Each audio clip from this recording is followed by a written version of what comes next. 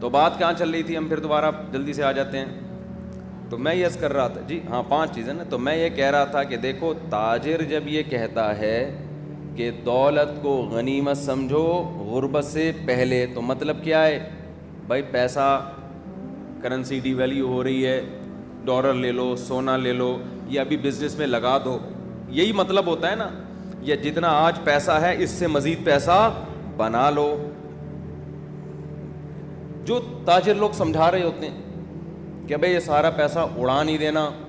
میں ایک دفعہ گلشن اقبال میں کھڑا تھا نا, میں لوگوں کی باتیں بڑے شوق سے سنتا ہوں جو چھپا نہیں رہے ہوتے, ایسا نہیں کہ کان لگا کے کہ کیا کہہ رہے ہیں, جو اوپنلی باتیں ہو رہی ہوتی ہیں. مجھے ذرا مزہ آتا ہے کہ سوسائٹی کس طرف کو جا رہی ہے, ان کی باتیں کیا ہوتی ہیں آپس میں, جو اوپنلی کر رہے ہوتے ہیں.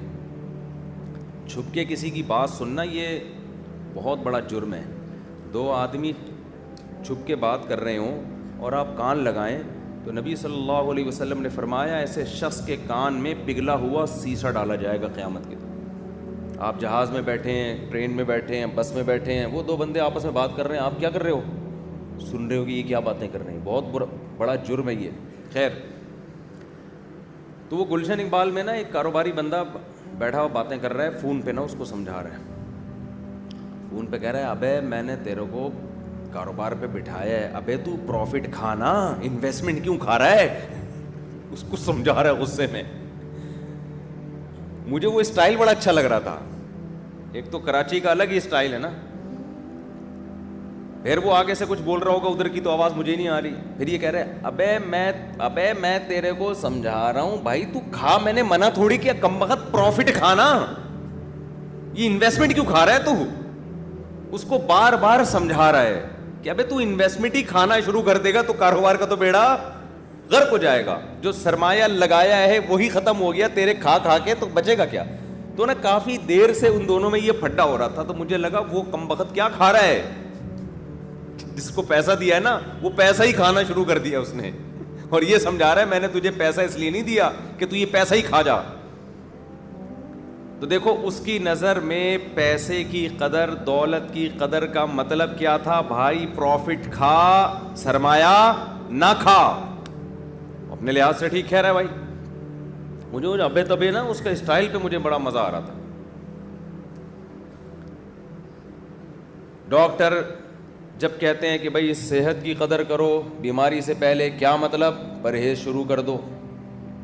ابھی آپ کو شوگر نہیں ہے تو ایسے کام مت کرو کہ شوگر ہو جائے, ابھی سے ایکسرسائز شروع کر دو. کھانے پہ کیا کرو؟ بولو کنٹرول کرو. بات یہ بھی ٹھیک ہے, کوئی اسلام کے مخالف نہیں ہے, لیکن یہاں نبی کی مراد صحت کی قدر کا مطلب یہ مراد نہیں ہے. نبی کا مقصد کچھ اور ہے. یہ بھی کرنے کا, یہ تو ویسے ہی حکم ہے اسلام کا. زندگی سے پہلے موت کی قدر کرو. گورا بھی کہتے ہیں قدر کرو. کیا مطلب؟ مزے اڑا لو, کچھ قوم کے لیے کر لو, کچھ ملک کے لیے کر لو. مرو تو لوگ کہیں کوئی بڑا آدمی دنیا سے گیا ہے. ٹھیک ہے بھائی, یہ بھی قدر کا ایک طریقہ ہے. اسلام کی مراد یہ نہیں.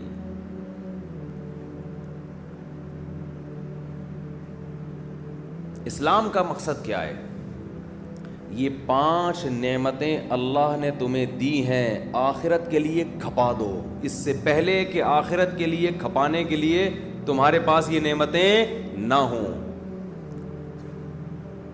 آج تم آخرت کے لیے اللہ کو راضی کرنے کے لیے جو کر سکتے ہو کل وہ نہیں کر سکو گے. آج صحت ہے, تہجد پڑھ سکتے ہو, اللہ کی راہ میں جہاد کر سکتے ہو. آج اللہ نے تمہیں صحت دی ہے, آج تم بیوی بچوں کے حقوق ادا بولو کر سکتے ہو. آج تم تبلیغ میں وقت لگا سکتے ہو, آج حج کر سکتے ہو, آج عمرہ کر سکتے ہو. لوگ تبلیغ میں نکلنے کے لیے ایک وعدہ کرتے ہیں نا, 4 مہینے ہم لگائیں گے. اکثر نوجوان جو میرے پاس آتے ہیں نا, جن سے کوئی گناہ نہ چھوٹ رہا ہو, جس کی عادت پڑ گئی ہو. بعض گناہ ایسے ہوتے ہیں جن کی لت پڑ جاتی ہے آپ کی باڈی کو, وہ گناہ اتنے آرام سے نہیں چھوٹتے. فحش فلمیں دیکھنے کا گناہ, یہ گناہ ایسا ہے جو باڈی کی ریکوائرمنٹ بن جاتا ہے, نشہ ہے یہ. چرس کا نشہ، ہیروئن کا نشہ، شراب کا نشہ، یہ ایسی چیز ہے کہ جو آپ کی باڈی کی ریکوائرمنٹ بن جاتی ہے. تو جس چیز کی لت پڑ جاتی ہے باڈی کو، اس کی عادت ختم کیسے ہوگی؟ کرتے رہنے سے عادت پڑی ہے تو چھوڑتے رہنے سے عادت چھوٹ جائے گی. تو چھوڑتے رہنے کے لیے ماحول تبدیل کرنا پڑتا ہے. دیکھو جس کو شراب چھڑوانی ہو اس کو آپ بولو چھوڑ دے، ایک دن چھوڑے گا، اگلے دن پھر دماغ خراب ہونا شروع ہو جائے گا.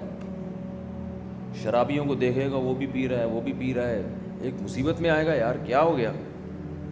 2 گھونٹ چاہیے اس کو، پھر 2 گھونٹ کے چکر میں 4، 4 کے چکر میں 6. اس کا طریقہ یہ ہے کہ ایک کوٹری میں بند کر دو اس کو کہ تجھے سب کچھ ملے گا، شراب تجھے نہیں ملے گی. تالا لگا دو باہر سے. 1 دن تڑپے گا، 2 دن تڑپے گا، 3 دن تڑپے گا، اس کی تڑپ ایک عروج پہ پہنچے گی، ڈپریشن میں جائے گا، سر دیواروں سے مارے گا. لیکن ایک انتہا کو پہنچنے کے بعد آہستہ آہستہ وہ ڈپریشن کم ہونا، بول ہی نہیں رہے کیا مسئلہ ہے یار، کم ہونا شروع ہو جائے گی.